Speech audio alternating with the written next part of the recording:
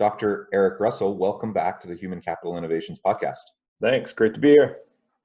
It's wonderful to have the opportunity to continue our weekly servant leadership series where we discuss different aspects, principles, facets of servant leadership. And I'm really excited to have the opportunity to talk with you today about developing people as it pertains to servant leadership. For listeners who may have not had the chance to listen to the previous episodes in the series, each week we're taking a different aspect of servant leadership and exploring it, and Dr. Eric Russell has been joining me for each of these discussions. Eric is an HCI research associate, and he's an associate professor of emergency services at Utah Valley University. Eric, would you like to start us off with a brief description of this attribute, this concept of developing people as it pertains to servant leadership? I will. So there was a big movement in the 90s to take Greenleaf's writings and take them beyond the theoretical concept and more along the lines of research and actually going out there and testing it within organizations and developing measurement tools and ways that we can assess organizations and individual leadership. And one of the more famous ones was developed by Dr. Jim Laub, and it's known as the Organizational Leadership Assessment Tool. It has been used, I don't know, by many corporations and organizations to do servant leadership measurement, as well as a ton of dissertations throughout the universities to actually do research within nursing, law enforcement, fire and rescue, marketing, higher education, K through 12 education. And it measures the level of servant leadership within an organization. It breaks it down into different components.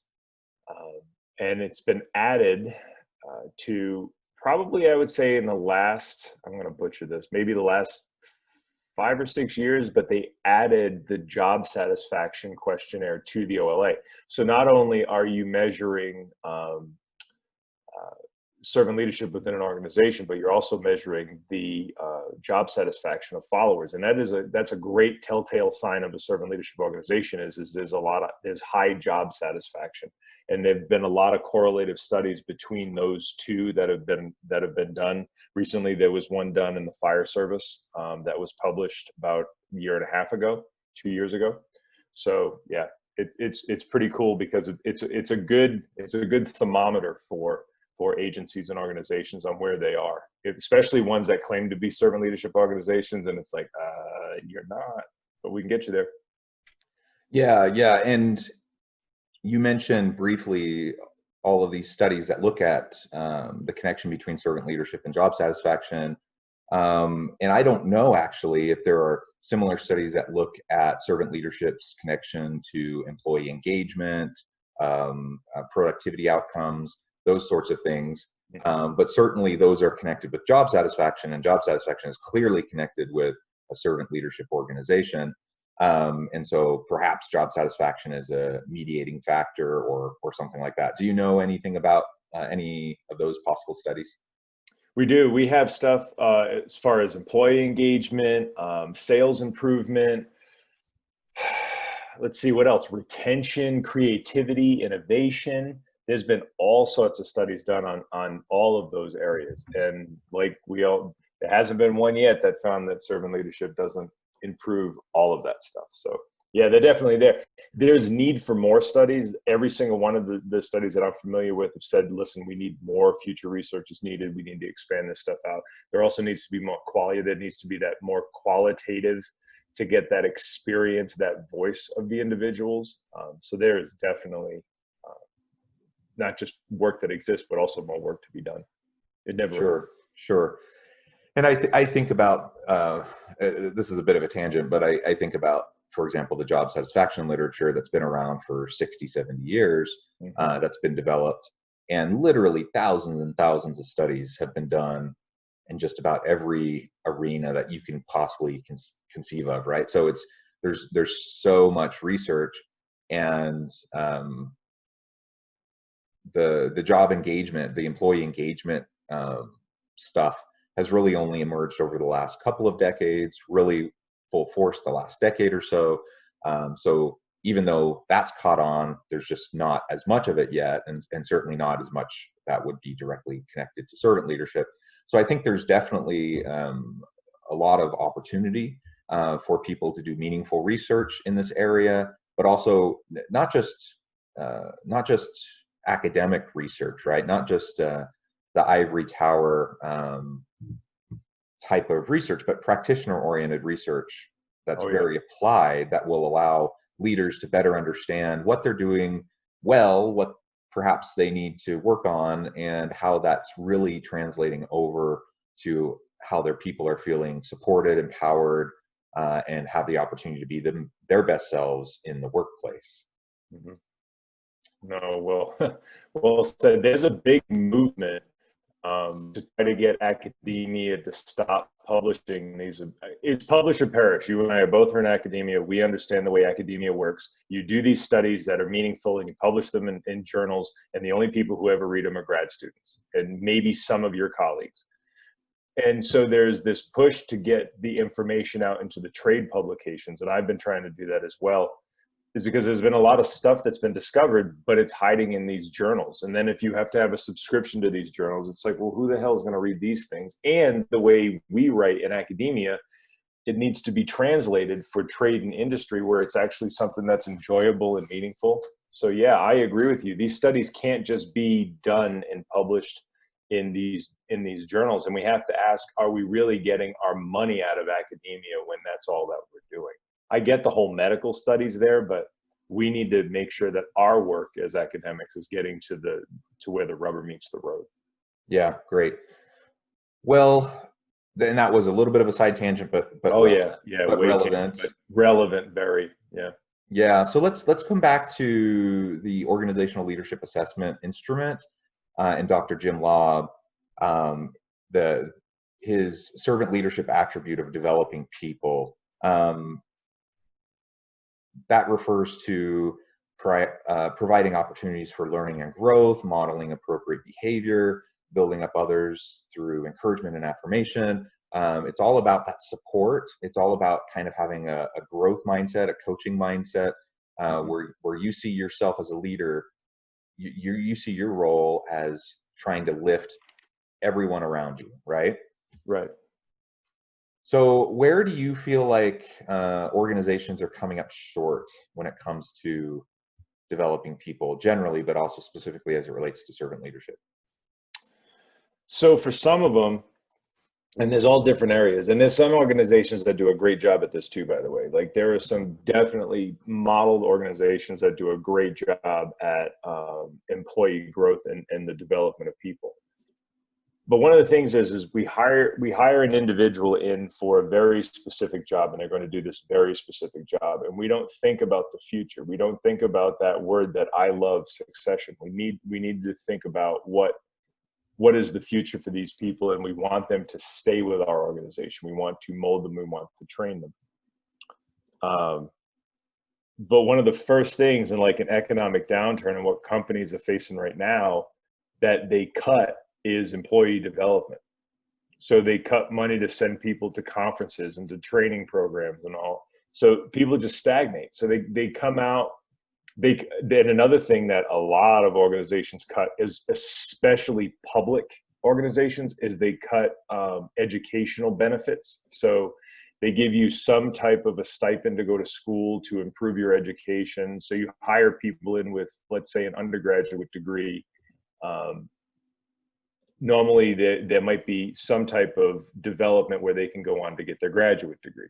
So if you own, let's say, a financial company, and you want to bring people in, younger people, to get just fresh ideas, some of those companies have employee benefits where they can go on and get their master's degree.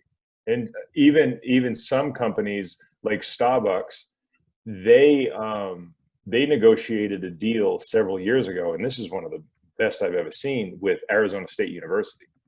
So if you are an employee of Starbucks, you can literally go to a very highly regarded R1 research institution and get your education there, and it's going to be paid for by your company. So it's definitely those opportunities. But the other thing is, organizations have to see that this investment in the developing of people benefits them as an organization. Because if you think about bringing somebody on from the outside, and let's say it's into a middle management position, realistically, and depending on your operation, but realistically, it's going to take that individual at least a year to get solid footing and an understanding of your operations, of your policies, your procedures, your guidelines, and all these kind of things. They have to learn to navigate the waters. All right. So when you have that succession mindset, that developing people mindset to get them to those next levels, and we're not even talking management and leadership either. We're talking about maybe it's somebody who's really creative, a young person that you brought in that's like, they would be a hell of an engineer. They would be a fantastic engineer, that you have a way to develop these people and pathways for them to grow into those positions, because if not, you're going to lose them. They're going to go away, or they're going to stagnate. So there's all of these different areas of focus. There's all these different ways of going at it. But that's kind of my 36,000 foot view of developed people and why it matters. Yeah, that's a great overview. And like you said, there are some really great examples of companies that do this quite well. Unfortunately, there's also many companies that don't do it quite so well. And you're absolutely right. It's really one of the first things to get sliced when we're in a time of crisis, in a time of budget constraints. A global pandemic putting the strain on finances of organizations. One of the very first things that they look to is how to trim back on their investment in their people. Which I get it to a certain extent, but because it is seen as kind of discretionary, it's optional in the minds of executives, but it is also a little bit short-sighted. When I think of the human capital perspective as it relates to other forms of capital within a business, I mean, think about so anyone who's taken Econ 101, you talk about property, plant, equipment, you talk about financial capital, you talk about intellectual property. You have all these different forms of assets and capital at the discretion of leadership in an organization to move forward the purpose of the organization and to provide the products and services and value to the shareholders, etc. Companies put a lot of time and energy in investing in, maintaining, and upgrading other forms of capital. So, for example, years and years ago, in another lifetime, I worked in a factory when I was saving up money for college. I worked, one of the jobs I had in the factory was working on one of those giant big press machines. I don't know if listeners have ever been in a factory to really get a picture of what I'm talking about, but these big machines, might be 20, 30 feet tall, 20 feet wide, this giant piece of machinery.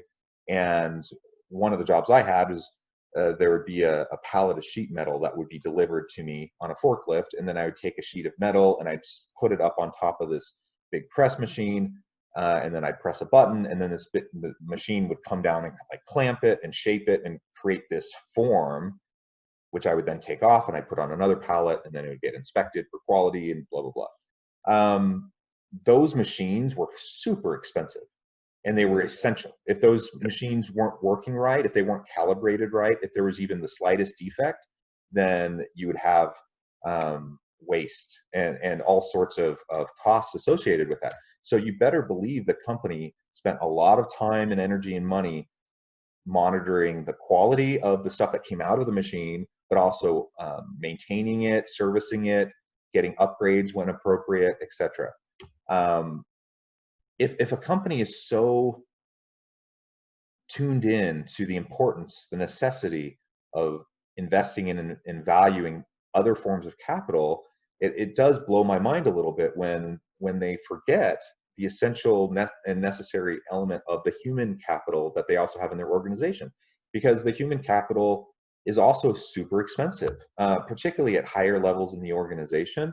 The cost of one bad employee and the cost to replace an employee, these are tremendous expenses to organizations. Yet, when we're in a time of financial trouble, it's usually one of the very first things that is going to be cut. They're not going to cut maintenance on the machinery, but they will cut the investment in the people and in helping develop the people. So I just throw that out there as something to noodle on for leaders. I get the financial pressures, and I get why some elements can be seen as necessary versus optional. I just don't think it's as optional as a lot of leaders often make it out to be.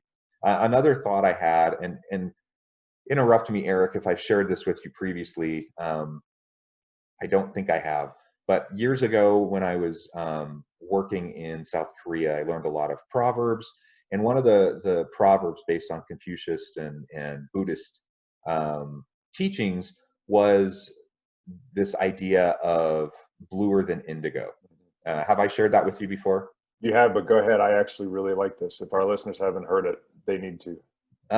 So I'll be brief since I've shared it previously, but bluer than indigo, the basic idea is that, and remember, in Eastern cultures, there's a lot of value and respect for your elders, for your teachers. Okay, so they're revered, they're looked up to. The idea of bluer than indigo is, if I'm truly a great teacher, I'm going to be focused not on my own success, but I'm going to be focused on the success of those around me, those people that I'm teaching, those people that I'm training, those people that I'm leading. So if I'm a great teacher, that is manifest through the greatness of those around me and the fact that I actually help them surpass my own greatness, right? So I help them become bluer than indigo. Indigo is the bluest of blues, vibrant blue. I'm that vibrant blue. I want to help them become even bluer than I am, right? Or surpass my own expertise, my own contributions to the world. That's what servant leadership is about, and that's what developing your people is about. But that can only happen if and when we get outside of ourselves. We're not focused on our own reputation, our own ego, our own career trajectory, but we're truly focused on those around us. And then that's when really great, amazing things can happen. I like it. So if we look, everything that the foundational servant leadership writings and research, everything goes back to those three pragmatic questions. Do your people grow? Are they more likely to become servants themselves? And then what happens to the most vulnerable amongst us? And so developing people hits all three of those things. I always had a feeling, even though there was times, like I said, and I've said this in talks before, I wasn't the best leader. I wasn't, looking back. And there were times that I was really good at what I did. And one of the things I always prided myself on, and maybe pride is the fastest way to get to hell, but it was that my people were better than I was. I would always strive to make my crew that was with me, my team, I wanted each and every one of them eventually to just take my position. Like, that's the whole goal, is either I move on, I retire, which I did, but I wanted them to be able to step into my position. And I had the opportunity to work with and supervise groups where every single one of those individuals at one point were capable of taking my position. And they were very, very good at what they did. And they're all officers and chief officers today. And I get a lot of satisfaction in that, of developing people. It also allows you, the more you can develop your people and the better your people are, the faster you can turn that leadership off switch. You know, you can turn that switch to off, and you don't have to do that direct management over people. You don't have to constantly supervise and overlook, because you just know that they've grown and you've helped develop them into, well, you know, or better than you, better than bluer than blue kind of a thing. and it benefits you as a leader to have your people that way. If your people have to constantly ask you questions, if your people are stagnated, if your people are not growing, your job is harder as a leader. And the thing is your money as a leader doesn't change. So what do you want to do? You want to answer your phone at 3 a.m. constantly and be woken up? Or do you want to know that you got a team of people who can take care of it? Now that doesn't mean if you have a massive situation, a massive incident, you as a leader are responsible to be there. But the day-to-day mundane of an organization should be able to run without you even being there. You should be a steward of that organization at some point where you're going out. You get to now relate into the community at large. Go get those new contracts. Go schmooze money. That needs to be your job. But the only way that you can do that and not be popping, I don't know, 13 Tums a day because your ulcers are flaring up is you develop your people. Because when your people grow and they've been developed, they can now model you. So what does Greenleaf say?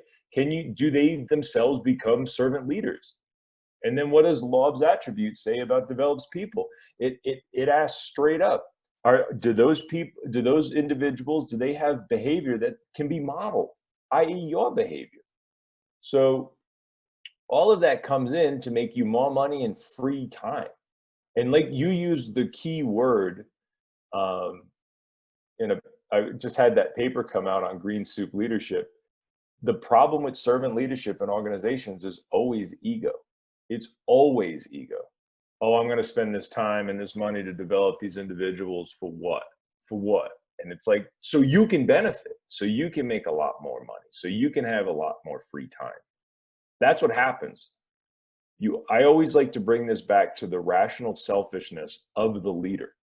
Is you benefit by developing your people, because when they themselves get built up and they themselves can be empowered and delegated to, you're free to go do the things that you want to go do. You can even start a second business if you want. It's up to you, you know?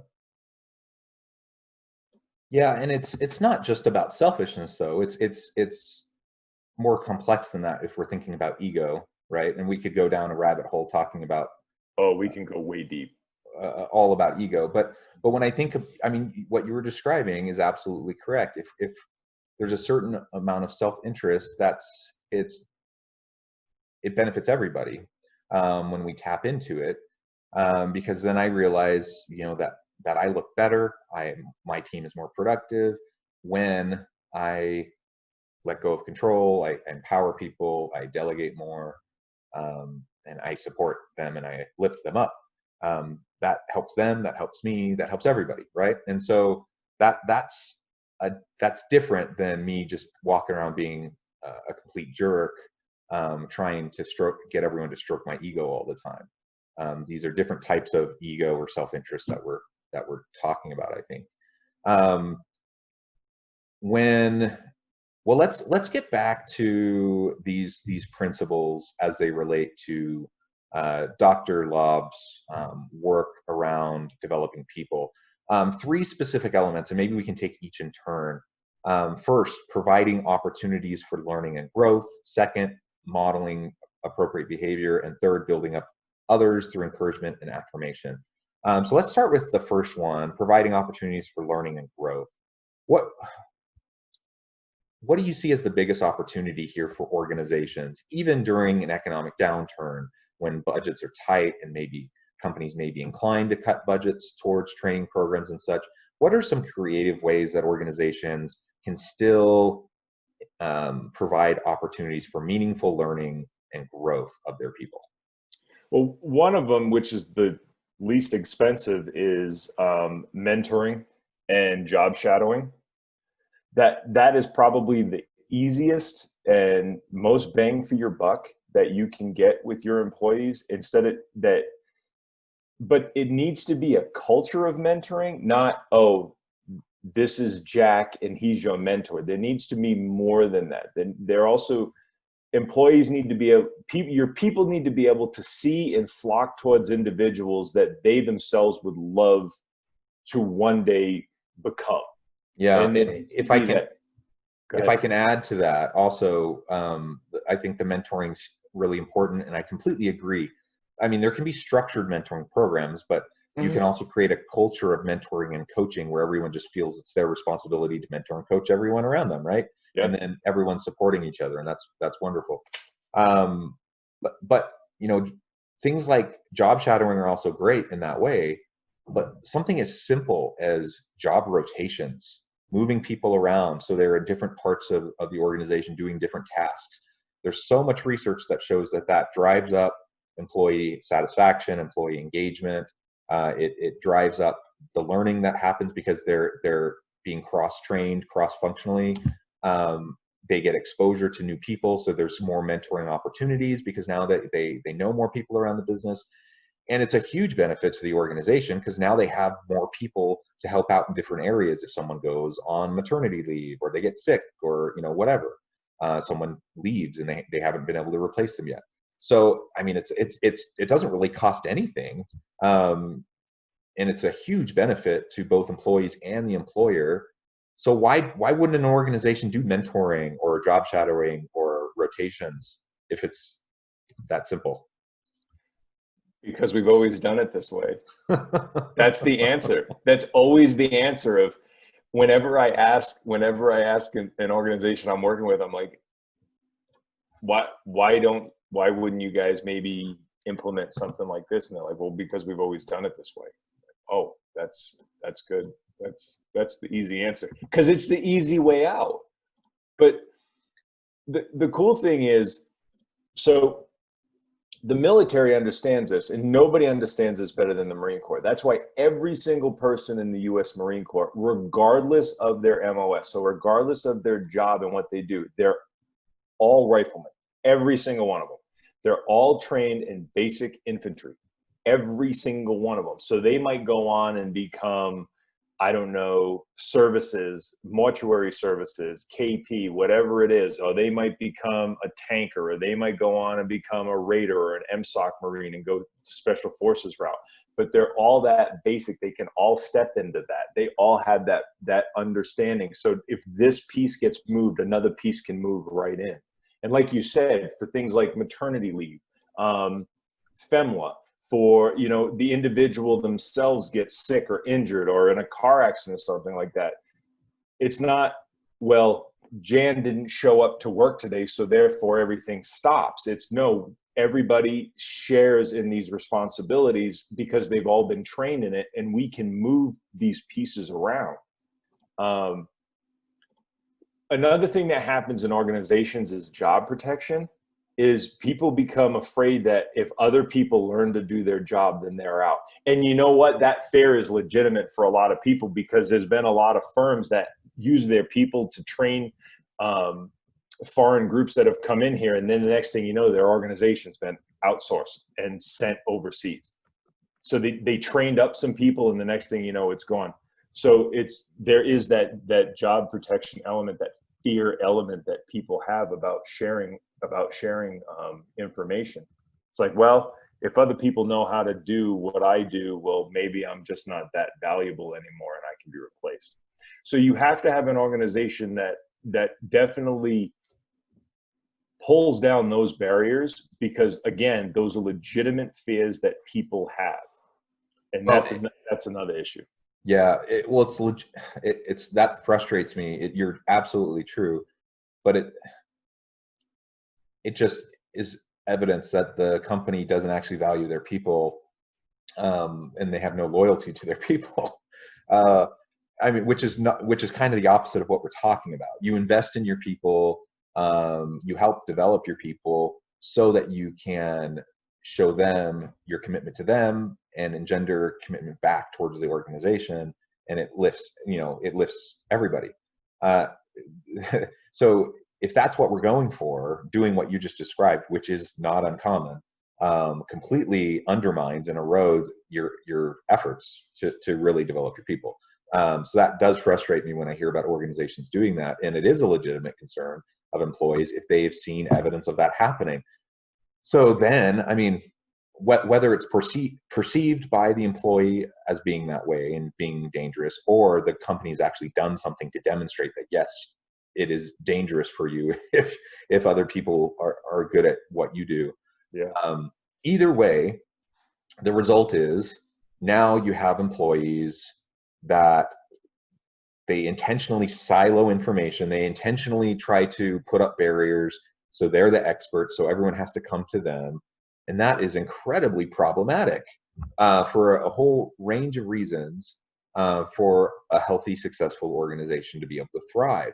Because inevitably you end up having these people become these arbitrary gatekeepers that with all this control and power beyond what maybe their job title even is or their role in the organization, because everything has to funnel through them, and things get clogged up and slowed down, let alone, nobody's there to do their job if they leave. I once, years ago, this was maybe even a decade ago. Yeah, it was about a decade ago. So it was after the financial collapse back in 2008 and the recession that followed. And I had a student in one of my classes at the university. We were talking about succession planning and early retirement and preparing people to take over roles and such. And she was sharing the story of her father, who was a senior engineer at Boeing. He'd been there for like 30 years, and he made a ton of money. He was very expert in what he did. There really wasn't anyone else that could do what he did. He made a ton of money, but because of the recession, Boeing rolled out early retirement plan. So if you take this early retirement, we're going to give you a severance package, and then they can clear off, all of those high salaries off the books. That was the point, right? So he was close to retirement anyway. So he took the early retirement, cashed out his severance, and left and started retirement. Well, lo and behold, within a year of him leaving, Boeing churned through like 3 or 4 different people in that position, none of whom could do the position because nobody had his institutional knowledge, his technical expertise. No one was able to do it because he was the sole expert that could do that job at Boeing. And they tried hiring these Ivy League, really well-trained younger people that they could pay less money and then train up. And it was just really hard. So that what they ended up doing is hiring back my student's father as an external consultant. So now they had a person in the position full-time that they were paying a salary, plus they were paying my student's father about 1.5 times his normal salary when he was in the position himself to come and be on the job. And he did that for like 2 years. So he got his severance, he got his like 1.5 times external consultant fee, and Boeing had to pay another person the salary. I mean, how stupid. And it's not like Boeing is a stupid company. They're a very mature, large global company. But they fell into the same trap that so many people fall into. They didn't have succession planning. They didn't have people who had been developed over time. My student's father made out like a bandit. Boeing probably ended up spending 5 times more than what they would have spent just to keep him on the job in the first place.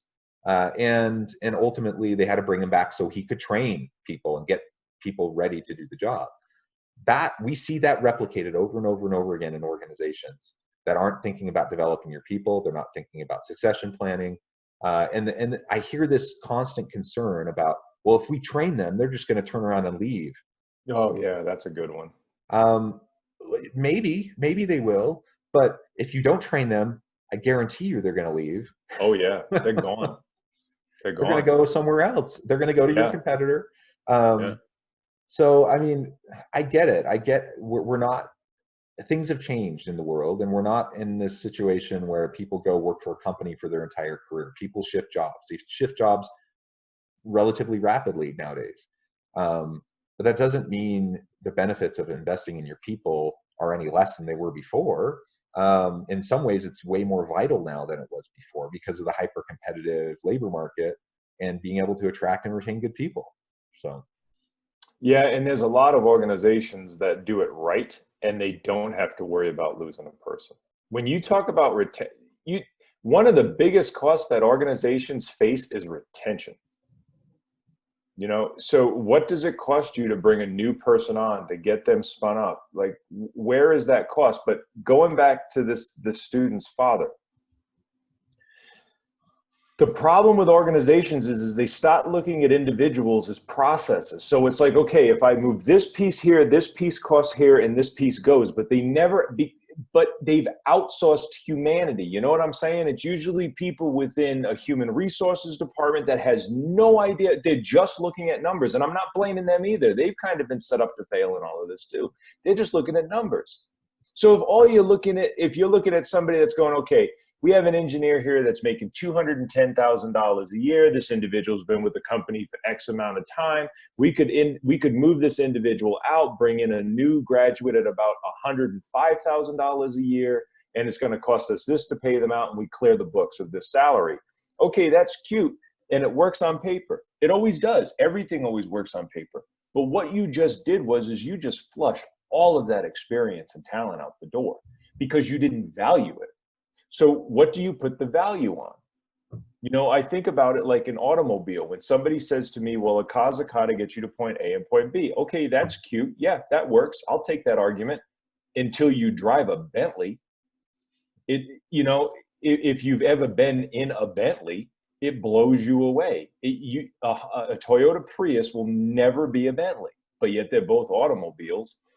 And so that's what you're paying for. That senior engineer, and let's face it, there is age discrimination in organizations. Like we look at a lot of different discrimination, and age discrimination is huge in organizations.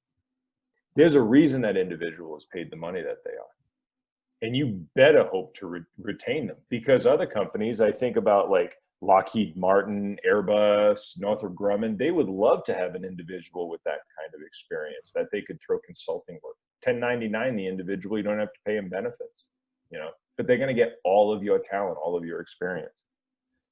The companies that get this, the whole developing of people, I always go back to tech, because I just think a lot of tech understands Maslow's hierarchy of needs, and they develop people. They help their people develop. They give them lots of opportunities, and they also take care of the ancillary crap that you have to deal with on a day-to-day basis. It's just being a human being, and they take care of those things too.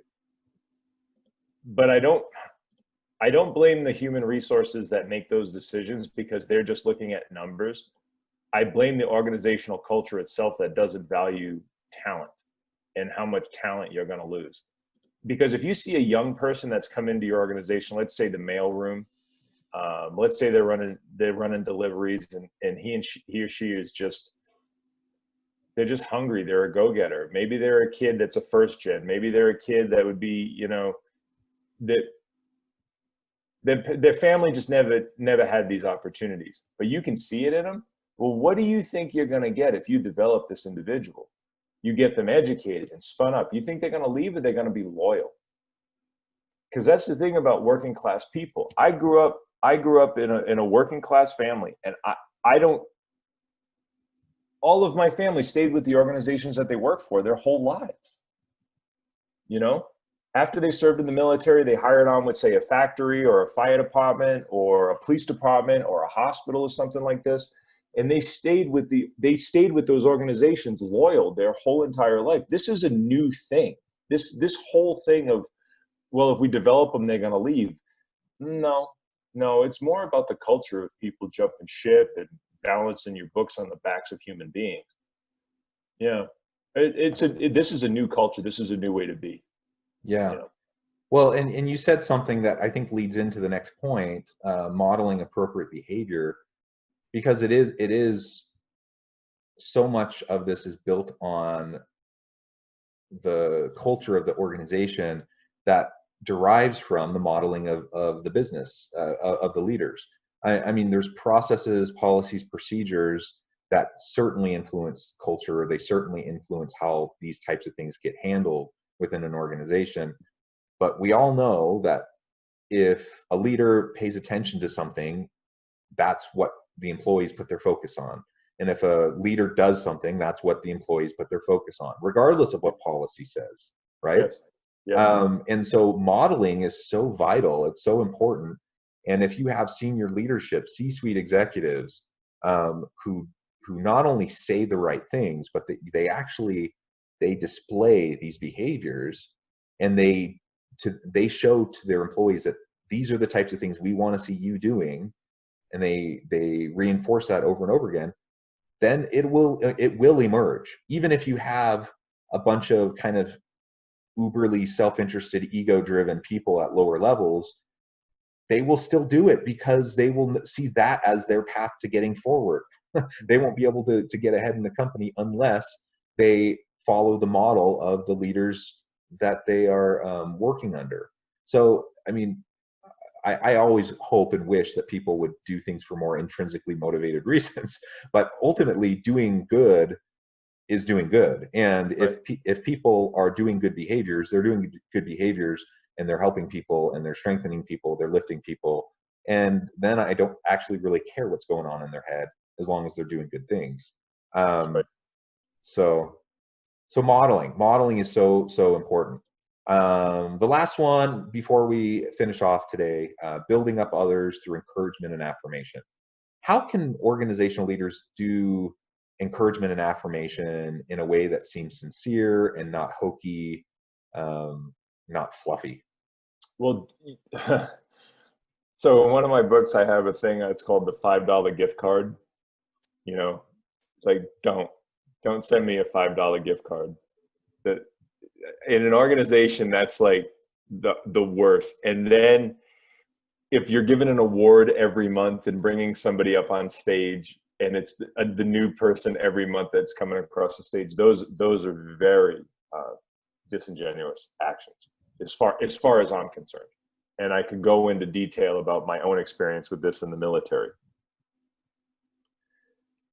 One of the biggest things that you can do for somebody is you can just give them a compliment, a real, honest, not all the time, not constantly praise. If you're one of those managers that's constantly telling your people that they're awesome, then that's just some pre-recorded line that you have going into the message.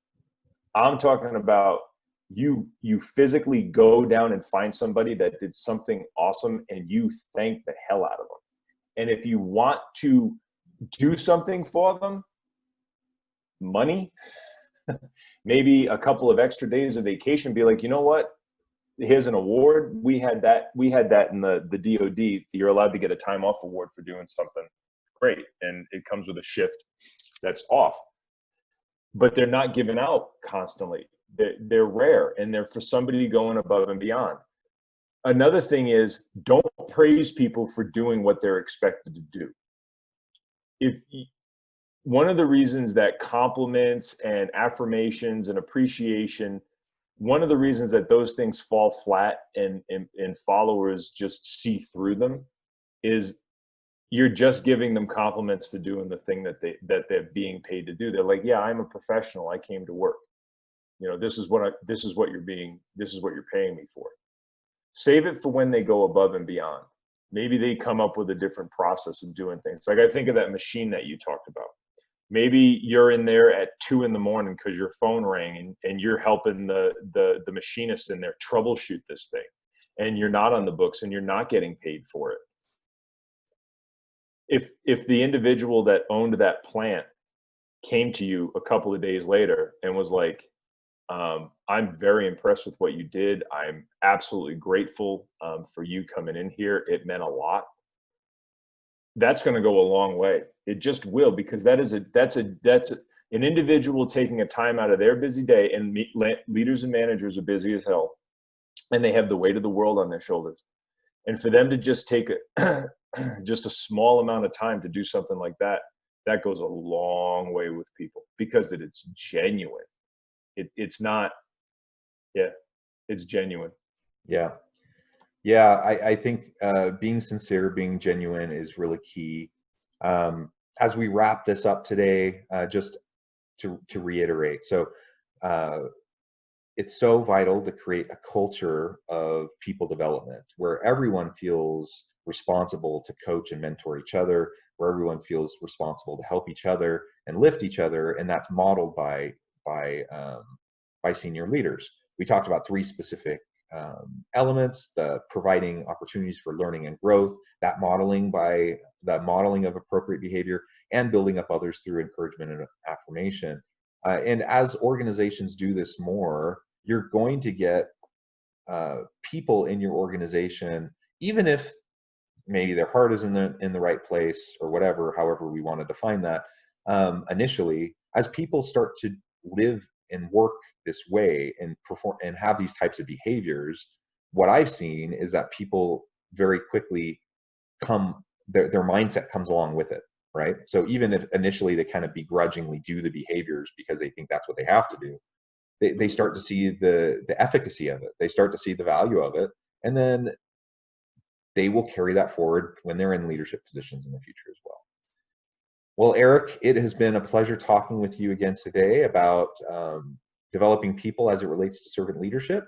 I encourage listeners to go back and listen to all the episodes in this series, scattered throughout through all the other episodes that we've been releasing. We've been doing this about once a week, and I think we are having some really great discussions. Eric, I hope you have a great week. Anything you want to say as parting words? No, I think this is a topic that we could probably spend even more time on. We'll probably do more talks on developing people. In the end, it's one of the best things to teach leaders, because they benefit and the organization benefits as your people are developed. Absolutely, absolutely. Well, thanks listeners for being here. Thanks Dr. Russell for joining me, and I hope everyone stays healthy and safe. Have a great week. See ya.